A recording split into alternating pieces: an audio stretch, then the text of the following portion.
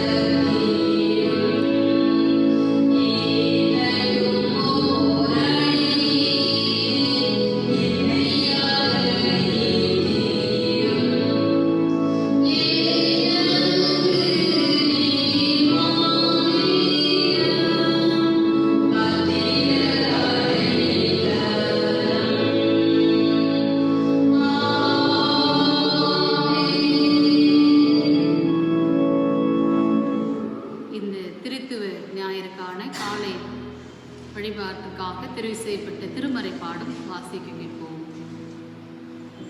வாசிக்கும்படியாக தெரிந்து கொள்ளப்பட்ட நற்செய்தி வேதபாகம் யோவான் 1 அதிகாரம் 1 முதல் 18 வசனங்கள். யோவான் 1 அதிகாரம் 1 முதல் 18 வசனங்கள். வாக்கு மனிதராதல். தொடக்கத்தில் வாக்கு இருந்தது, அவ்வாக்கு கடவுளோடு இருந்தது, அவ்வாக்கு கடவுளாயும் இருந்தது. வாக்கு என்னும் அவரே தொடக்கத்தில் கடவுளோடு இருந்தார். அனைத்தும் அவரால் உண்டாயின, உண்டானது எதுவும் அவரால் அன்றி உண்டாகவில்லை. அவரிடம் வாழ்வு இருந்தது, அவ்வாழ்வு மனிதருக்கு ஒளியாயிருந்தது. அந்த ஒளி இருளில் ஒளிர்ந்தது, இருள் அதன் மேல் வெற்றி கொள்ளவில்லை. கடவுள் அனுப்பிய ஒருவர் இருந்தார். அவர் பெயர் யோவான். அவர் சான்று பகருமாறு வந்தார். அனைவரும் தம் வழியாக நம்புமாறு அவர் ஒளியை குறித்து சான்று பகர்ந்தார். அவர் அந்த ஒளி அல்ல, மாறாக ஒளியை குறித்து சான்று பகர வந்தவர். அனைத்து மனிதரையும் ஒளிர்விக்கும் உண்மையான ஒளி உலகிற்கு வந்து கொண்டிருந்தது. ஒளியான அவர் உலகில் இருந்தார். உலகு அவரால் தான் உண்டானது, ஆனால் உலகு அவரை அறிந்து கொள்ளவில்லை. அவர் தமக்குரியவர்களிடம் வந்தார். அவருக்கு உரியவர்கள் அவரை ஏற்றுக்கொள்ளவில்லை. அவரிடம் நம்பிக்கை கொண்டு அவரை ஏற்றுக்கொண்ட ஒவ்வொருவருக்கும் அவர் கடவுளின் பிள்ளைகளாகும் உரிமையை அளித்தார். அவர் இரத்தத்தினாலோ உடல் இச்சையினாலோ ஆண்மகன் விருப்பத்தினாலோ பிறந்தவர்கள் அல்ல, மாறாக கடவுளால் பிறந்தவர்கள். வாக்கு மனிதனானார், நம்மிடையே குடிகொண்டார். அவரது மாட்சியை நாங்கள் கண்டோம். அருளும் உண்மையும் நிறைந்த விளங்கிய அவர் தந்தையின் ஒரே மகன் என்னும் நிலையில் இம்மாட்சியை பெற்றிருந்தார். யோவான் அவரை குறித்து, எனக்கு பின்வரும் இவர் என்னை விட முன்னிடம் பெற்றவர், ஏனெனில் எனக்கு முன்பே இருந்தார் என்று நான் இவரை பற்றியே சொன்னேன் என உரத்த குரலில் சான்று பகிர்ந்தார். இவரது நிறைவிலிருந்து நாம் யாவரும் நிறைவாக அருள் பெற்றுள்ளோம். திருச்சட்டம் மோசே வழியாக கொடுக்கப்பட்டது. அருளும் உண்மையும் இயேசு கிறிஸ்து வழியாய் வெளிப்பட்டன. கடவுளை யாரும் என்றுமே கண்டதில்லை. தந்தையின் நெஞ்சத்திற்கு நெருக்கமானவரும் கடவுள் தன்மை கொண்டவருமான ஒரே மகனே அவரை வெளிப்படுத்தியுள்ளார். வாசிக்கும்படியாக தெரிந்து கொள்ளப்பட்ட நற்செய்தி வேத பாகம் வாசித்து முடிந்தாயிற்று. கிறிஸ்துவே உமக்கே மகிமை உண்டாவதாக. அன்புக்குரிய இறை மக்களே, இந்த நாளின் சிறப்பான இறை செய்தியை நமக்கு கொண்டு வந்திருக்கின்ற நமது அன்புக்குரிய சென்ட்ரல் மேல்நிலைப் பள்ளியினுடைய தலைமை ஆசிரியரும் வாணியம்பேட்டை திருச்சபையின் ஊழியர் திரு சைமன் பொன்னையா ஐயா அவர்களை திருச்சபையின் சார்பாக அன்போடு வாழ்த்தி வரவேற்கின்றோம்.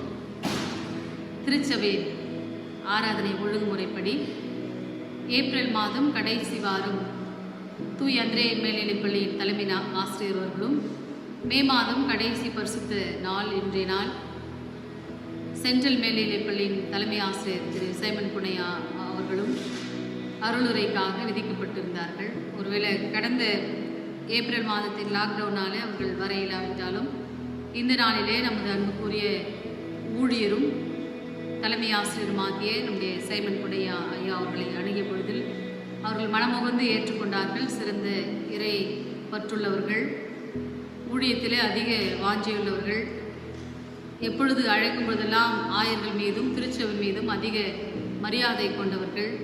இந்த நாளிலே காணொளி வழியாக அவர்கள் இறை செய்தி வழங்க வேண்டும் என்று கேட்ட பொழுதில் மனமுகந்து ஏற்று மிகவும் ஆயத்தத்தோடு நேரத்திற்கு முன்பாகவே வந்து பல மணி நேரங்கள் காத்து கொண்டிருக்கிறார்கள். அவர்களை திருச்சபையின் சார்பாக இந்த நாளின் இறை செய்தி வழங்கும்படியாய் அன்போடு வாழ்த்தி வரவேற்கின்றேன். நாம் ஜெபநிலையில் இருந்தவாறே கர்த்தருடைய செய்திக்குள்ளாக கடந்து செல்வோம்.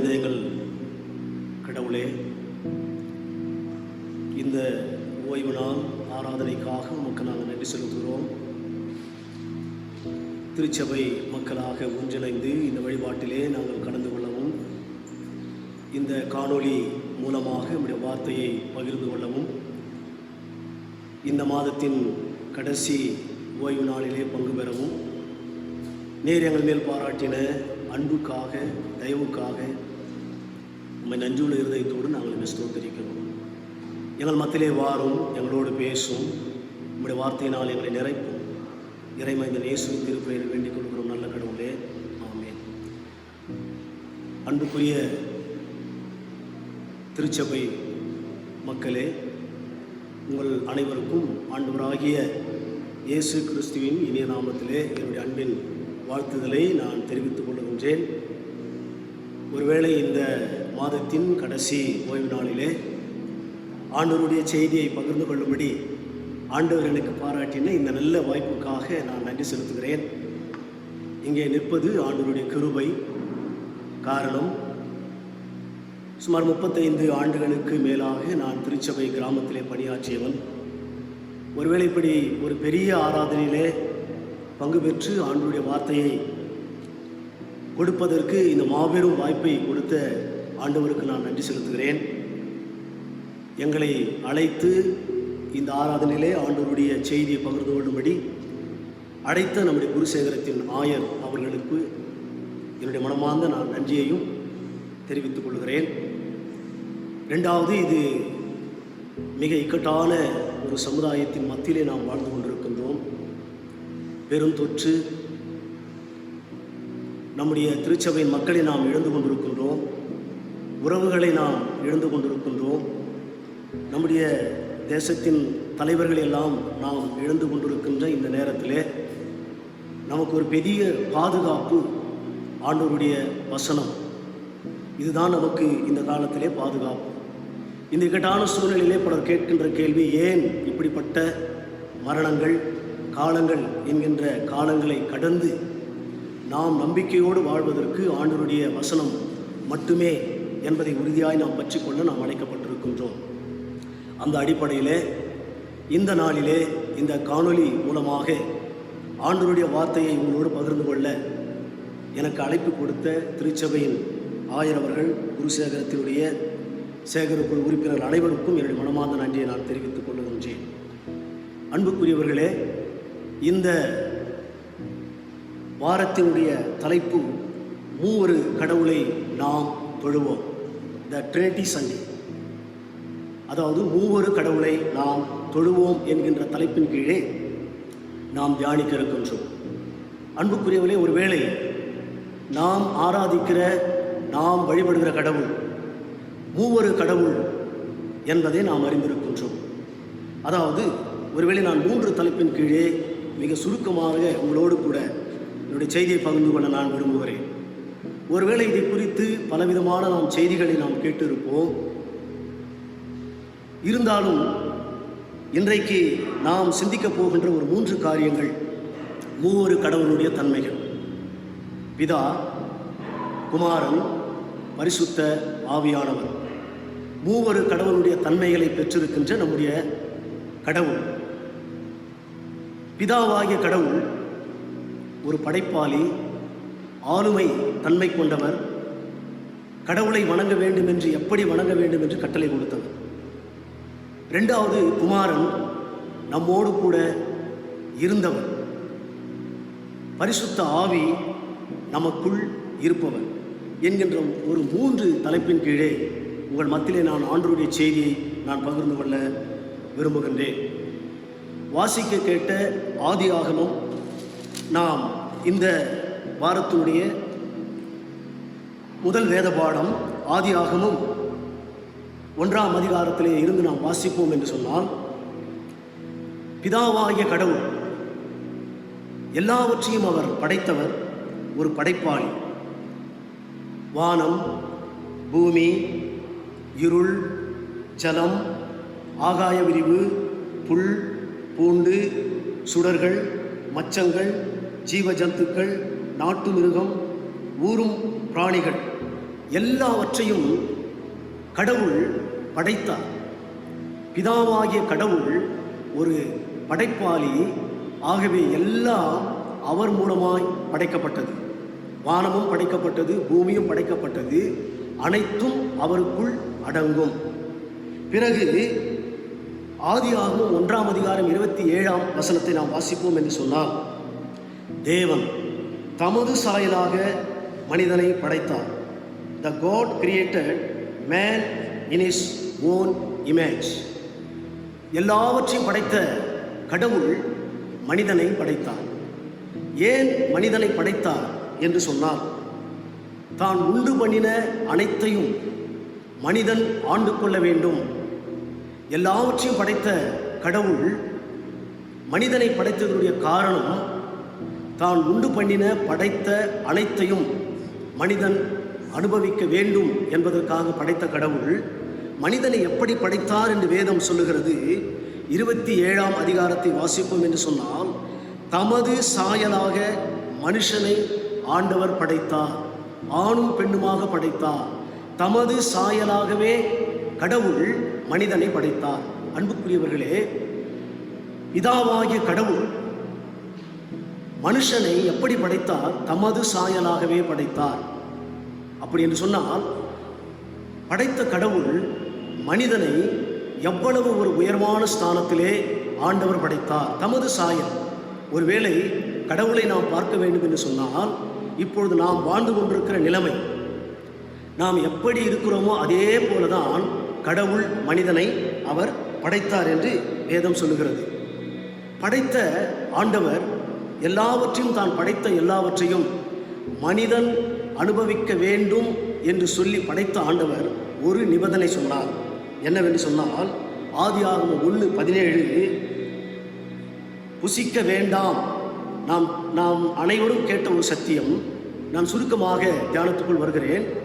புசிக்க வேண்டாம் என்று சொன்ன கனி, படைத்த தமது பிள்ளைகளிடத்திலே இதை புசிக்க வேண்டாம் என்கின்ற ஒரு நிபந்தனையை அங்கே கடவுள் வைத்தார்.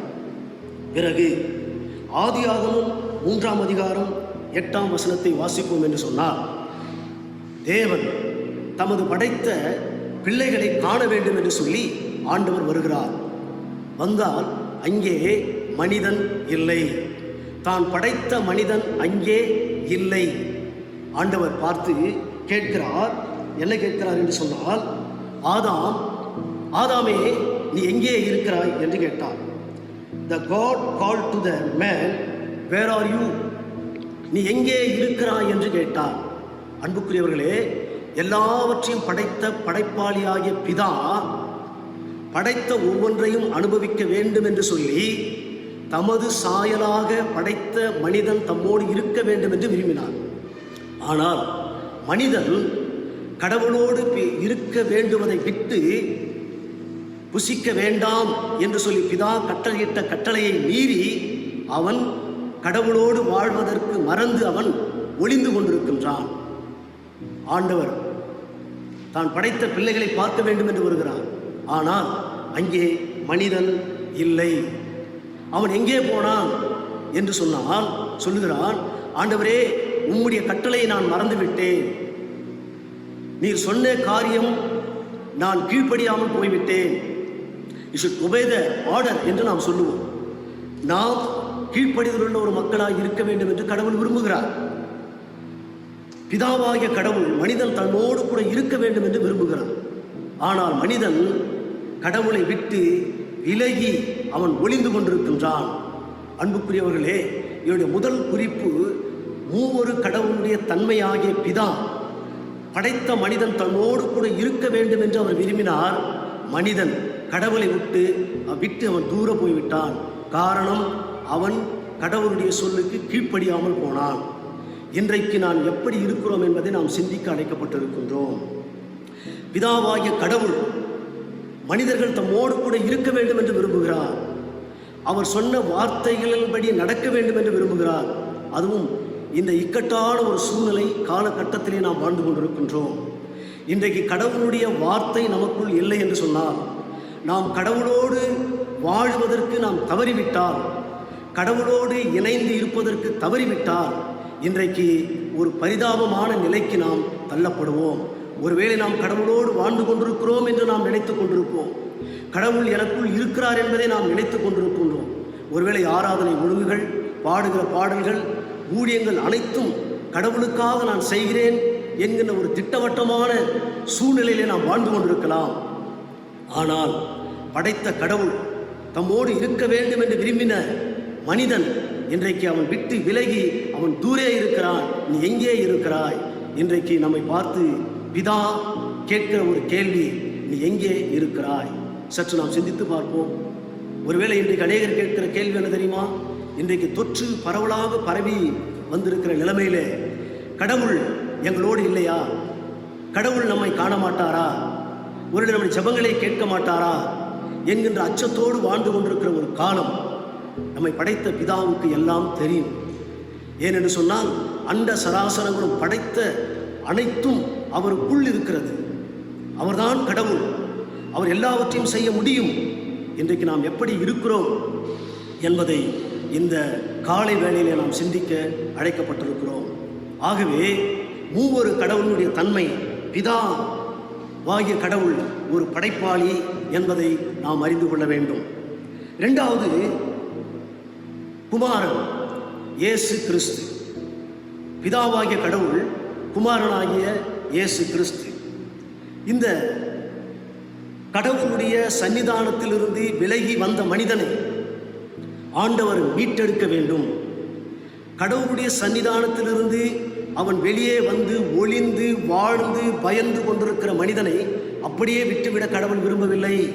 காரணம், தான் படைத்த ஒரு மனிதன், தான் உருவாக்கின ஒரு மனிதன், என்னைப் போலவே அவனை படைத்திருக்கிறேன், தைரியமாக இருக்க வேண்டும், நான் படைத்த எல்லாவற்றையும் ஆண்டு கொள்ள வேண்டும் என்றுதான் கடவுள் மனிதனை படைத்தார். ஆகவே ஒளிந்து ஒளிந்து ஒளிந்து பயந்து கீழ்ப்படியாமல் போய் வாழ்ந்து கொண்டிருக்கிற மனிதனை மீட்டெடுக்க வேண்டும். த சால்வேஷன், அவனை மீட்டு எடுக்க வேண்டும் என்கின்ற ஒரு ஆதங்கத்தோடு பிதாவாகிய கடவுள் குமாரனாய் அவர் வெளிப்பட்டார். ஒருவேளை பழைய ஏற்பாட்டின் காலத்திலே இந்த மனிதர்களை மீட்க வேண்டும் என்று சொல்லி ஒரு சந்ததிகள் ஏற்பட்டது. ஒருவேளை தீர்க்கதரிசிகள் எழும்பினார்கள், தீர்க்கதரிசி உரைத்தார்கள், தலைவர்கள் வந்தார்கள், குமாரனாகிய கிறிஸ்து வரப்போகிறார் என்ற ஒரு செய்தியை கொடுத்தார்கள். அப்பொழுதும் மக்களுடைய மனம் உடைந்த பாடில்லை. ஆகவேதான் நாம் இயேசு கிறிஸ்து தன்னுடைய குமாரனை வெளிப்படுத்தினார். நாம் வாசிக்க கேட்ட யோவான் நற்செய்தி நூலிலே அது இருக்கிறது. பிதாவின் மடியில் இருக்கிற தம்முடைய ஒரே பேரான குமாரனை அவர் வெளிப்படுத்தினார். பிதாவாகிய கடவுள் குமாரனாகிய இயேசு கிறிஸ்துவின் வடிவிலே தான் ஒளிந்து வாழ்ந்து கொண்டிருக்கிற, மறைந்து வாழ்ந்து கொண்டிருக்கிற, பாவம் செய்த மனிதனை மீட்டெடுக்க வேண்டும் என்பதற்காக கிறிஸ்து இயேசு என்கின்ற வடிவிலே இந்த உலகத்திற்கு வருகிறார். பிதாவின் மடியில் இருக்கிற அவரை கடவுள் வெளிப்படுத்துகிறார். அது மாத்திரமல்லாமல் மத்தேயு 1:21 வாசிப்போம் என்று சொன்னால், அவன் ஒரு குமாரனை பெறுவார், அவருக்கு இயேசு என்று பெயரிடுவாயாக. இயேசு என்று சொன்னால் ஜனங்களின் பாவங்களை மன்னிக்கிறவர் என்று அர்த்தம். அன்புக்குரியவர்களே, இன்றைக்கு மனுகுலத்தின் பாவங்களை மன்னிப்பதற்கு பிதாவாகிய கடவுள் கிறிஸ்துவின் வடிவிலே மனிதனாய் இந்த உலகத்திற்கு வந்தார். இயேசு கிறிஸ்து கடவுள் ஊழியம் செய்தார், மக்களோடு மக்களாக வாழ்ந்தார், அதிசயம் செய்தார், பிசாசுகளை துரத்தினார், மரித்தவர்களை அவர் உயிரோடு கூட எழுப்பினார், அவர் பிரசங்கம் செய்தார், அவர் ஏழை எளிய மக்களோடு கூட இந்த உலகத்திலே அவர் வாழ்ந்தார். அதாவது அவர் பெற்றெடுத்த குமாரன் பாவங்களை மன்னிக்கிறவர். சால்வேஷன், விடுதலை மனிதனுக்கு வேண்டும் என்பதற்காக பிதாவாகிய கடவுள் குமாரனாய் கிறிஸ்துவாய் வெளிப்பட்டார். அவர் இந்த உலகத்திலே அவர் வாழ்ந்த பொழுது, ஒருவேளை அவர் வாழ்ந்த காலங்களில் நாம் நற்செய்தி பகுதிகளிலே நாம் வாசிக்கிறோம். சீஷர்களை தெரிந்து கொண்டார். அவர் சென்ற இடமெல்லாம் மனம் திரும்புங்கள், மனம் திரும்புங்கள், பரலோக ராஜ்யம் சமீபத்தில் இருக்கிறது. அவர் ஒரு வார்த்தை சீஷர்களுக்கு சொன்னார், நான் போய் வேறொரு தேற்றரவாளனை உங்களுக்காக அனுப்புவேன். ஒருவேளை கடந்த வாரத்திலே 1000 பேர்கள் அந்த செய்தியை நம்மோடு கூட பகிர்ந்து கொண்டார்கள். ஆகவே இயேசு கிறிஸ்து இந்த உலகத்திலே வாழ்ந்தார். அன்புக்குரியவர்களே, ஆகவே பிதாவாகிய கடவுள் கிறிஸ்துவாய் நம்மோடு கூட வாழும்படியாய் இந்த உலகத்திலே அவர் இருந்தார், நம்மோடு கூட வாழ்ந்தார் என்பது திருமறை சான்று. சீஷர்கள் அவரோடு கூட இருந்தார்கள். பிதாவினுடைய சத்தியத்தை நிறைவேற்றுவதற்காக பிதாவாகிய கடவுள் கிறிஸ்துவாய் அங்கே அவர் வெளிப்பட்டார். வேத வசனம் சொல்லுகிறபடி யோவான் 1:12 வாசிக்கிறோம், அவரை ஏற்றுக்கொண்டவர்கள் எத்தனை பேர்களோ, அதாவது இயேசுவை, but to all who did receive him, who believe in his name. இயேசு கிறிஸ்துவை ஏற்றுக்கொண்டவர்கள் எத்தனை பேர்களோ அத்தனை பேர்களும் தம்முடைய பிள்ளைகளாகும்படி ஒரு அதிகாரத்தை இயேசு கிறிஸ்து கொடுக்கிறார். அப்படின்னு சொன்னால் அவரை விசுவாசிக்கிறவர்கள் எத்தனை யாராயிருந்தாலும் சரி, அவர்கள் ஏற்றுக்கொண்டவர்கள் அவருடைய பிள்ளைகளாகும்படி அவர்களுக்கு அதிகாரம் கொடுக்கிறார். ஒருவேளை கடவுளை விட்டு மறைந்து ஒளிந்து பாவத்திலே வாழ்ந்து கொண்டிருக்கிற மக்களை மீட்பதற்காக இந்த கிறிஸ்து இயேசு நம்மோடு கூட வாழ்ந்தார். இந்த குமாரனாகிய கிறிஸ்து. அன்புக்குரியவர்களே, நாம் சற்று யோசித்து பார்க்க வேண்டும். இந்த இயேசு கிறிஸ்துவை எத்தனை பேர் ஏற்றுக்கொள்ளுகிற ஒரு அனுபவம், அவரோடு கூட ஒரு வாழ்கிற ஒரு அனுபவம் நமக்கு இருக்கிறதா? இவர்கள் யார்? இவர்கள் கிறிஸ்துவோடு கூட இருக்கிறவர்கள். இவர்கள் உலகத்தை கலக்குகிறவர்கள். என் நாமம் தரிக்கப்பட்ட என் ஜனங்கள் என்று வேதம் சொல்லுகிறது. அன்புக்குரியவர்களே, இந்த இக்கட்டான சூழ்நிலையிலே வாழ்ந்து கொண்டிருக்கிற நாம் எப்படி ஒரு சாட்சி உள்ள அந்த கிறிஸ்துவை நம்முடைய உள்ளத்திலே நம்முடைய சாயலிலே ஏற்றுக்கொண்டு நடமாறுகிற ஒரு அன்பை இன்றைக்கு நாம் பெற்றிருக்கின்றோம்.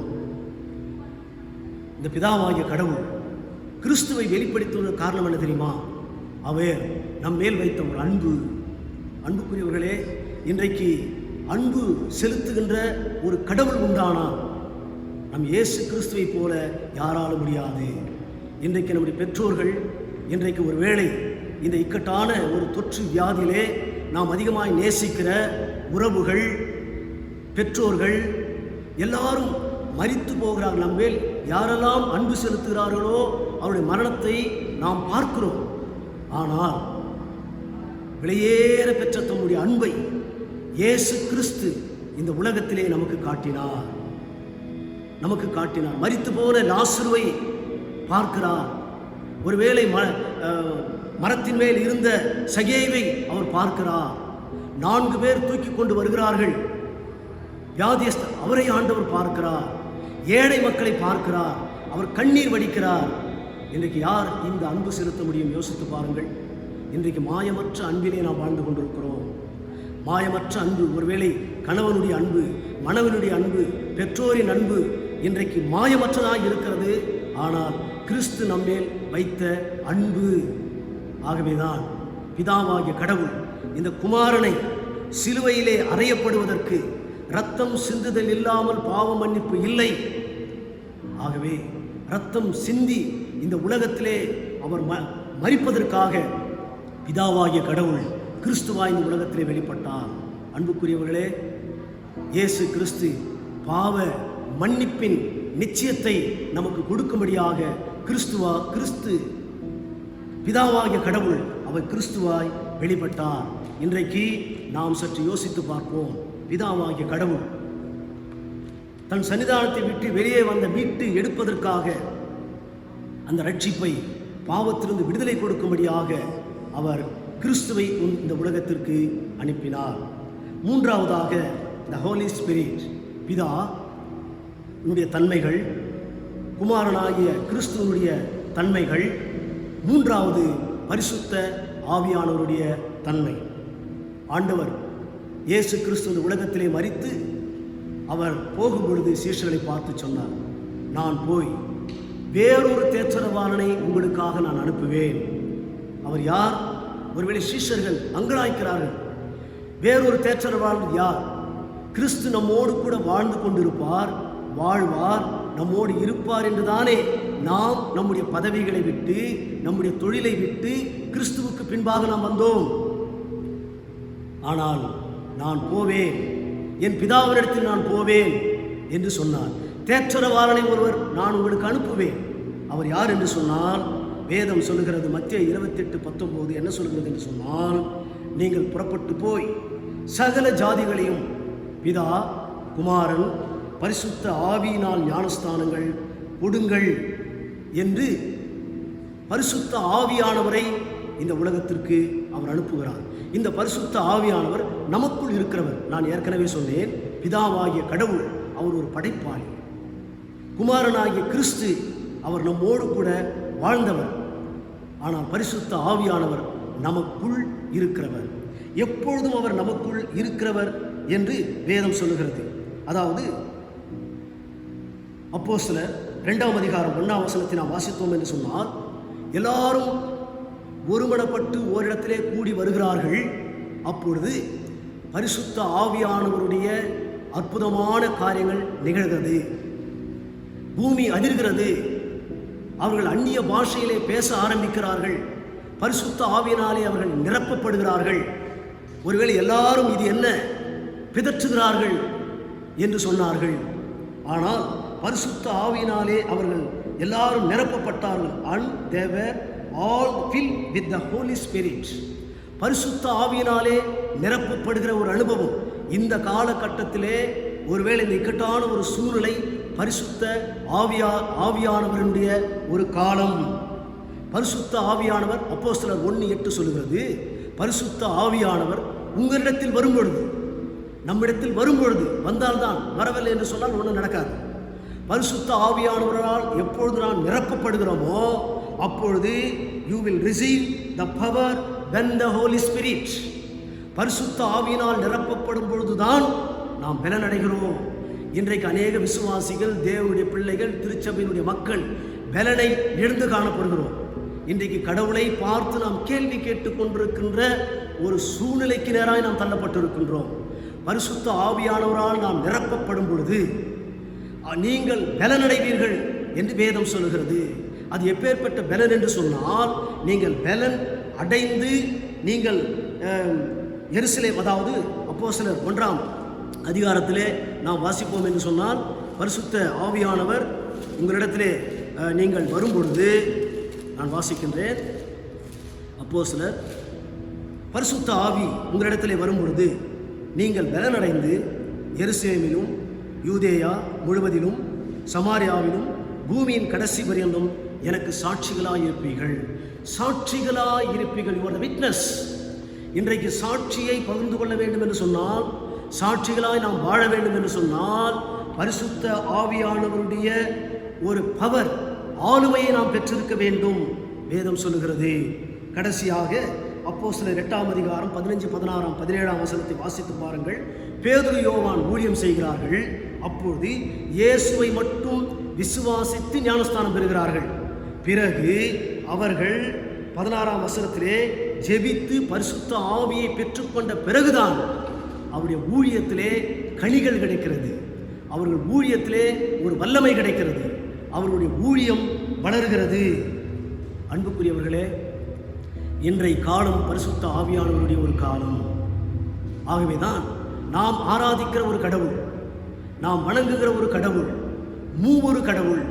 ஆகவேதான் கடைசியாக சொல்லுகிறது, எபேசியர் 4ஆம் அதிகாரம் 30ஆம் வசனத்திலே இருந்து நீங்கள் வாசித்தால், நீங்கள் முத்திரையாய் பெற்ற பரிசுத்த ஆவியை துக்கப்படுத்தாதிருங்கள்.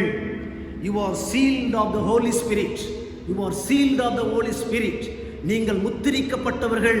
இவர்கள் யார்? முத்திரிக்கப்பட்டவர்கள். எதிலே? பரிசுத்த ஆவியானவராலே முத்திரிக்கப்பட்டவர்கள் என்று வேதம் சொல்லுகிறது. ஆகவே இந்த பரிசுத்த ஆவியை துக்கப்படுத்தாதீர்கள். அன்புக்குரிய திருச்சபை மக்களே, நாம் எத்தனை பேர் இன்றைக்கு பரிசுத்த ஆவியானவரை துக்கப்படுத்தி கொண்டிருக்கின்ற ஒரு காலம். ஒருவேளை கிறிஸ்துவை மட்டும் நம் உள்ளத்திலே ஏற்றுக்கொள்வதை விட பரிசுத்த ஆவியானவருடைய அற்புதத்தை நாம் பெற்றுக்கொள்ள வேண்டும். பேதுரு, யோவானும் தேவாலயத்தில் உட்கார்ந்து கொண்டிருந்தார்கள். வெகு நாட்களாக பிச்சை கேட்டுக் கொண்டிருந்தான். அவர்களை உற்று பார்த்தார்கள். என்னிடத்திலே இருப்பதை நான் உனக்கு தருகிறேன். என்ன இருக்கிறது? பொருளும் பொண்ணும் அல்ல. அவர்களுக்கு தன்னுடைய ஆவியினால் அவர்களுக்கு என்னிடத்தில் இருப்பதை நான் உனக்கு கொடுக்கிறேன் என்று சொன்னார்கள். அன்புக்குரியவர்களே, ஒருவேளை மூவொரு கடவுள் நம் கடவுள், மூவொரு கடவுள் நம்முடைய கடவுள், பிதாவாகிய கடவுள். அவர் ஒரு படைப்பார்.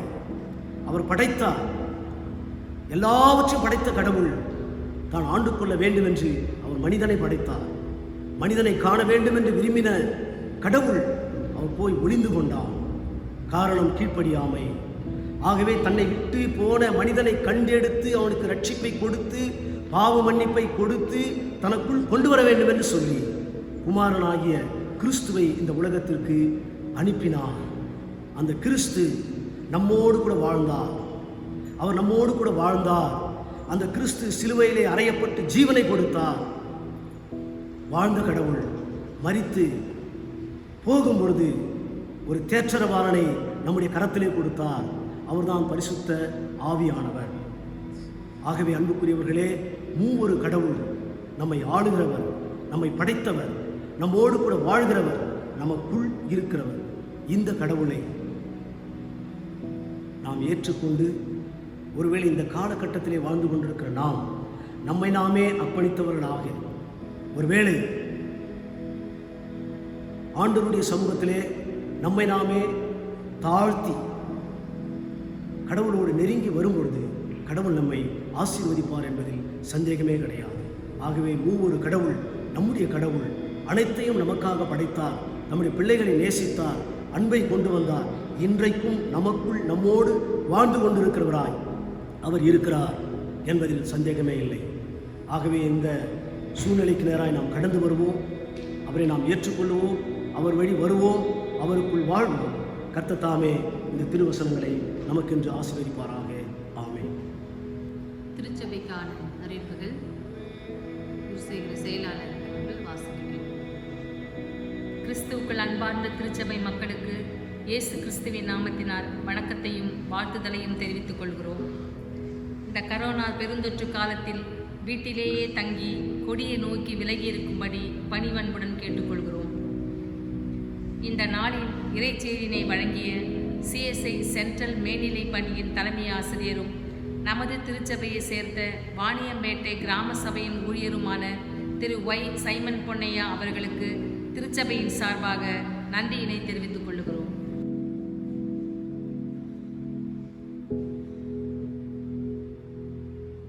மிகவும் வருந்துகிறோம். நமது திருச்சபையை சார்ந்த குறிஞ்சி நகர் பகுதியில் வசித்து வந்த நமது சபையின் உறுப்பினர் திரு தேவகடாட்சியம் ஓய்வு பெற்ற தலைமை ஆசிரியர் திருமதி மல்லிகா என்பவரின் மூத்த குமாரன் திரு ஜான் தேவ அருள் என்பவர் 26/5/21 புதனன்று கர்த்தருக்குள் நித்திரையடைந்தார். அன்னாரது நல்லடக்கம் 26/5/21 அன்று ஜோதி நகர் கல்லறையில் நடைபெற்றது. ஆறுதலற்று தவிக்கும் குடும்பத்தாருக்காக ஜெபிக்கும்படி கேட்டுக்கொள்கிறோம். நமது திருச்சபையை சார்ந்த வெள்ளைக்குளம் தெருவில் வசித்த நமது சபையின் மூத்த உறுப்பினரும் திருச்சபையின் முன்னாள் பொருளாளரும் CSI பேராய பள்ளிகளின் தாளாளராகவும் பணியாற்றி ஓய்வு பெற்ற திரு J சார்லஸ் ஐயா அவர்கள் 26/5/21 புதன்கிழமை கர்த்தருக்குள் நித்திரையடைந்தார். அன்னாரது நல்லடக்கம் 27/5/21 CSI ஜோதிநகர் கல்லறையில் நடைபெற்றது. ஆறுதலற்று தவிக்கும் குடும்பத்தாருக்கும் திருச்சபை சார்பாக ஆழ்ந்த வருத்தத்தை தெரிவித்துக் கொள்கிறோம். மேலா துயரத்தில் வாடும் குடும்பத்தார்களுக்கு ஜெபிக்கும்படி அழைக்கப்படுகிறீர்கள். இந்த வாரம் பிறந்த நாள் காண்பவர்கள் 30/5/21 திரு டேவிட் விகில்ஸ், திருமதி ஏஞ்சலின் அனிதா ராஜம், திரு ராஜசேகரன், திரு அருண் நிர்மல்குமார், திரு டி ஞானையா, செல்வி ஷேரன் ரெபேக்கா, திரு எஸ் சந்தோஷ், திரு அருண்ராஜ், செல்வி சாந்தகுமாரி, திரு ஜி சாமுவேல் கண்ணன், திரு பிராங்க்லின் ராஜ், திருமதி மேரி, செல்வி பவதாரணி, செல்வி எஸ் சில்வியா. 31/5/21 திருமதி பெட்ரிஷ் ஜெபமணி, திருமதி மேரி இன்பகுமாரி, திரு குமார், திரு எம் ஜான் சாலமோன், செல்வி பிரீத்தி ஜெனிஃபர், செல்வி எம் கிறிஸ் கிளாரா ஷெலி, திரு கே பிரகாஷ், திரு பி ஏசுபாதம், திரு ஏர்னஸ்ட் தேவபிரசாத்.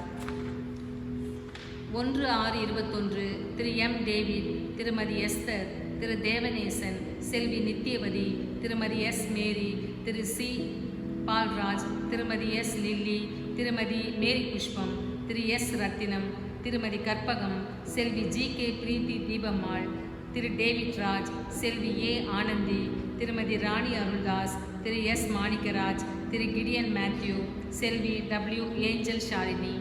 2/6/21 செல்வி ஜெசிந்தா, திரு ஜெயச்சந்திரன், திருமதி ரீட்டா, திரு ஜி நவீன், திருமதி ஜெயமேரி, திரு அருண்குமார், திரு செல்வகுமார், திரு சாம்சன் ஜெபகுமார், திரு சி சாமுவேல், திரு ராஜன், திரு பி செல்வராஜ், செல்வி ரேச்சல் கிறிஸ்டி புருஷோத்தமன், திருமதி பி அபியாள், திரு ஆர் சாமுவேல் செல்வகுமார், திரு W Palraj, திரு ஏ Anbukumar, baby ஏ டாவினா Crysta.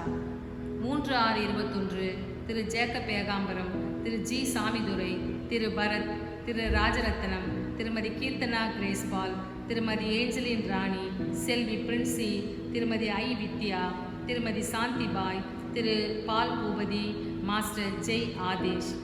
4/6/21 செல்வி Daisy Michael ராணி, திருமதி B Dayanidhi, திரு Michael Ebenezer, செல்வி கனகமணி, திரு Y Gunasekar, திரு G Loganathan, திரு B Kabilan, திருமதி S Nisha Tabitha, திரு S Vajravel.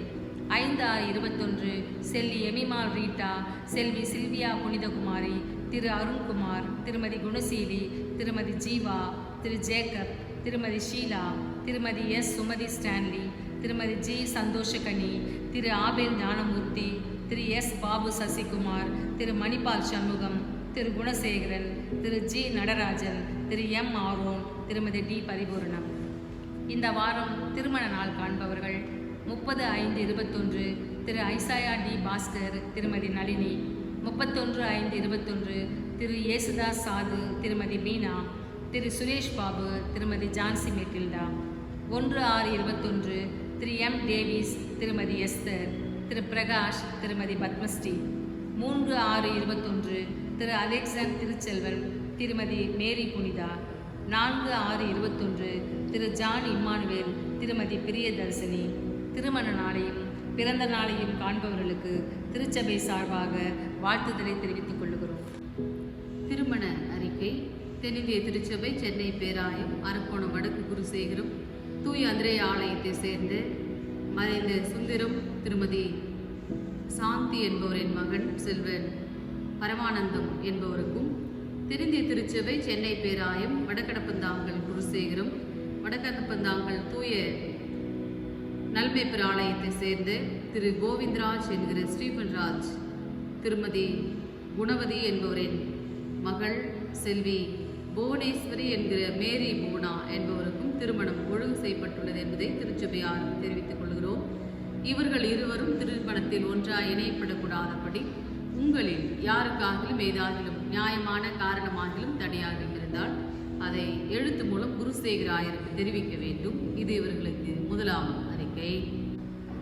ஜெபிப்போம். எல்லா ஆசீர்வாதங்களுக்கும் நன்மைகளுக்கும் எல்லா நல்லீவுகளுக்கும் ஊற்றுமுறையிடமாயிருக்கிற அன்பின் நல்ல ஆண்டவரே, இந்த மாதத்தின் கடைசி பரிசுத்த நாளுக்காக இந்த உலக வாழ்விலே அநேக எங்களை விட்டு பிரிந்தாலும் ஆண்டவரே, பலனற்ற எங்களை நீர் ஒவ்வொரு நாளும் பலப்படுத்தி உமது கிருபையாலும் பிரசன்னத்தினாலும் உம்முடைய பலத்தாலும் நீர் அருளுகின்ற ஒவ்வொரு நாளின் ஜீவனுக்காய் நன்றி படைக்கின்றோம். காணொலி வழியே திருச்சபையின் வழியாக ஆண்டவருடைய இறைவார்த்தைகளை கேட்டு வழிபாட்டில் இணைந்து ஆண்டவரே, நாங்கள் உம்மை துதிக்கும்படியான கிருபை பாராட்டி நீர் உமக்கு நன்றி செலுத்துகிறோம்.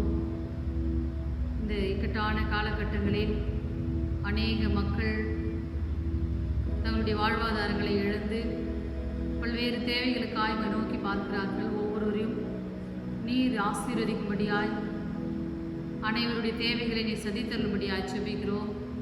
விசேஷமாய் இந்த பயங்கரமான பெருந்தொற்றின் காலங்களிலே அனைத்து மக்களுக்கும் திருச்சபையின் அனைத்து குடும்பங்களையும் பொற்கரங்களிலே அர்ப்பணிக்கின்றோம். நான் உன்னை உள்ளங்கரங்களில் தாங்குவேன், சுமப்பேன், தப்புவிப்பேன் என்று சொன்ன ஆண்டவர், மூவொரு கடவுள் தந்தை, மைந்தன், தூய் ஆவியாகிய எங்களுக்காய் ஆண்டவரே, இந்த மண்ணுலகில் எங்களோடு கூட நிலைத்திருக்கின்ற தூய் ஆவியானவருடைய வார்த்தையாலும் உம்முடைய திருப்பிரசனத்தினாலும் நீர் எங்களை ஆட்கொள்ள வேண்டுமாய் மன்றாடுகிறோம். மரித்தேன், ஆனாலும் சதா காலங்களில் உயிரோடு இருக்கிறேன் என்று சொன்ன ஆண்டவர், நேற்றும் இன்றும் என்றும் மாறாதவராய் ஆதியும் மந்தமாய் இருக்கின்ற ஆண்டவர், காலங்கள் மாறலாம், சூழல்கள் மாறலாம், நாங்கள் நம்பியிருக்கின்ற நிலைகள் மாறலாம், ஆனால் என்றென்றைக்கும் மாறாதவராய் நீர் ஒருவரே மூவொருவராய் எங்கள் மத்தியிலே எங்களோடு கூட இருப்பதற்காய் நன்றி படைக்கின்றோம். இப்பொழுதும் கர்த்தாவே, இந்த காலை வழிபாட்டிற்காய் நன்றி படைக்கிறோம். இறை செய்தியை எங்களுக்காய் வழங்கிய தலைமை ஆசிரியர் திரு வை சைமன் புனை அவர்களுக்காய் நன்றி படைக்கிறோம். ஆண்டவரே, நாங்கள் எங்கள் திருச்சபையின் சிறந்த மாமனிதர், சிறந்த பண்பாளர், அனைவருடைய வாழ்வுக்கும் ஆசீர்வாதங்களுக்கும் சிறப்பு எடுத்துக்காட்டாக வாழ்ந்த எங்கள் அன்புக்குரிய மூத்த உறுப்பினர் திரு ஜே சார்லஸ் ஐயா அவர்களுக்காக நன்றி படைக்கிறோம். அவருடைய வாழ்வுக்காக அவருடைய ஆன்மீக கொள்கைகளுக்காக, அவருடைய சிறந்த பேச்சாற்றலுக்காக, ஆண்டவரே அவருடைய ஞானத்திற்காய் நமக்கு நன்றி படைக்கிறோம். தூய் அந்திரே ஆலயத்தின் வழியாய் ஆண்டவரே அவர்களுடைய சிறந்த பண்புகளை எண்ணி உமக்கு நன்றி படைக்கின்றோம். இப்படிப்பட்ட நல்ல மனிதர்களே எங்களுடைய வாழ்விலே நாங்கள் காணும்படியாய் திருச்சபை உறுப்பினராய் கொண்டிருக்கிறபடியால் உமக்கு நன்றி படைக்கின்றோம்.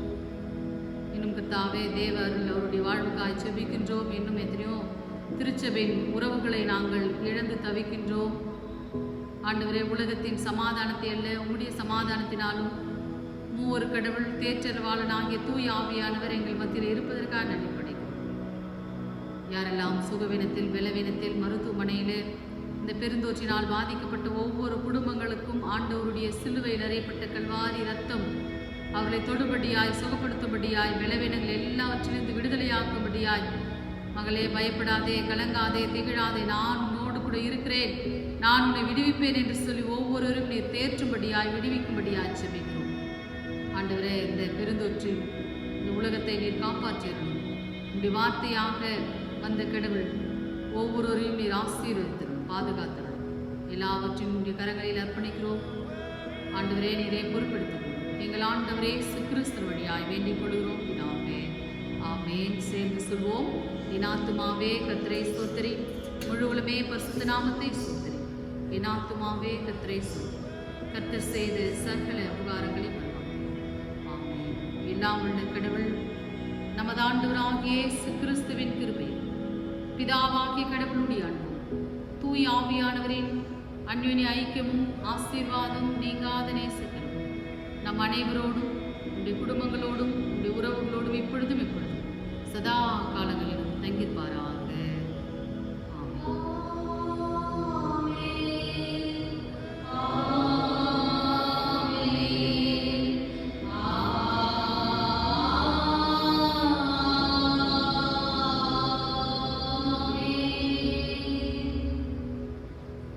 அனைவருக்கும் தோற்றம். அரசு விதிமுறைகளை பின்பற்றி தேவையற்ற நிலையிலே வெளியே விடாமல் அவரவர் பாதுகாப்போடு ஆரோக்கியத்தோடும் இல்லங்களிலே தங்கியிருக்கும்படி அன்போடு கேட்டுக்கொள்கிறேன்.